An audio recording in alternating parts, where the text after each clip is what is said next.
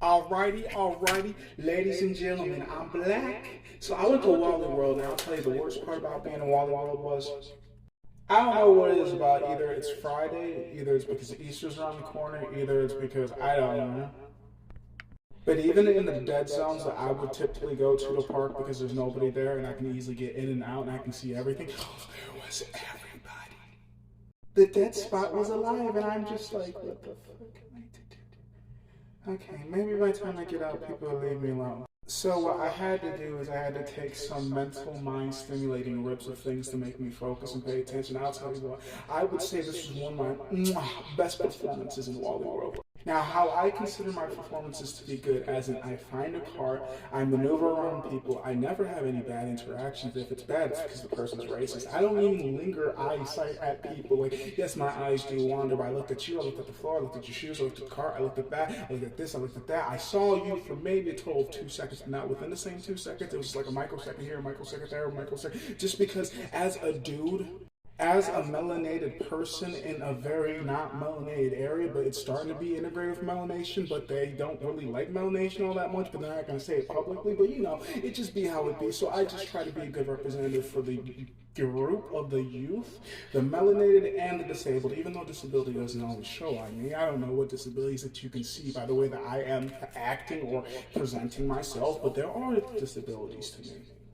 So for the fact that I'm always overthinking, overanalyzing those things, I'm just like, don't look like a pervert. Don't do what perverts do. Don't let your eyes linger on anything.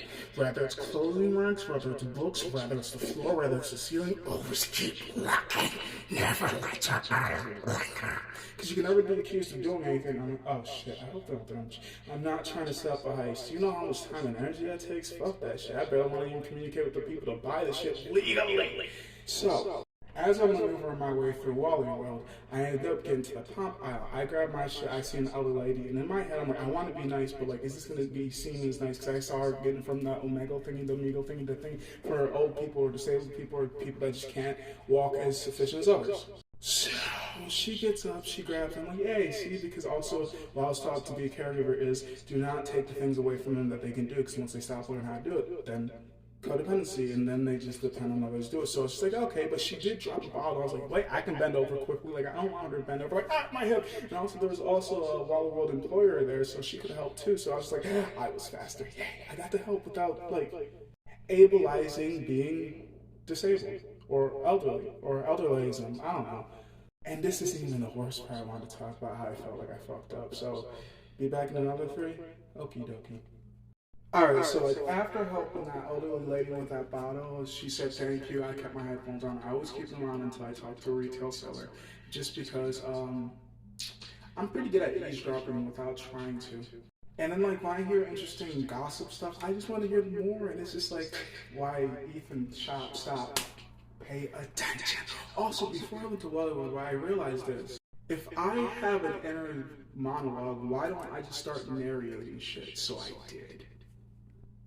And there was nothing in the script that says Ethan found some woman and then they shop together and tell jokes. No, the script says Ethan goes to Walmart and drives home safely. So Ethan went to Wally World and drove home safely.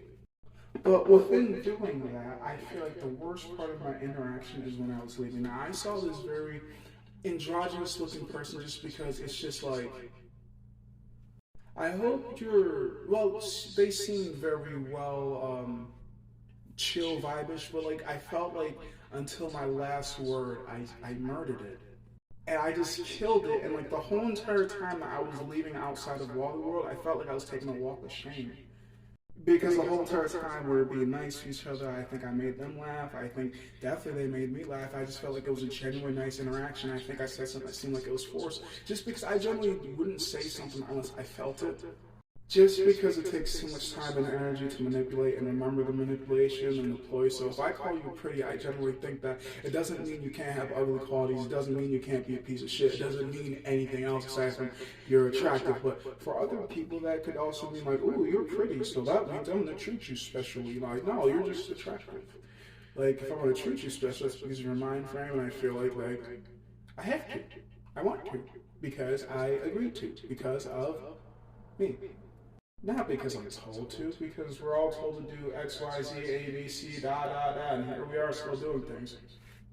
It is what it is.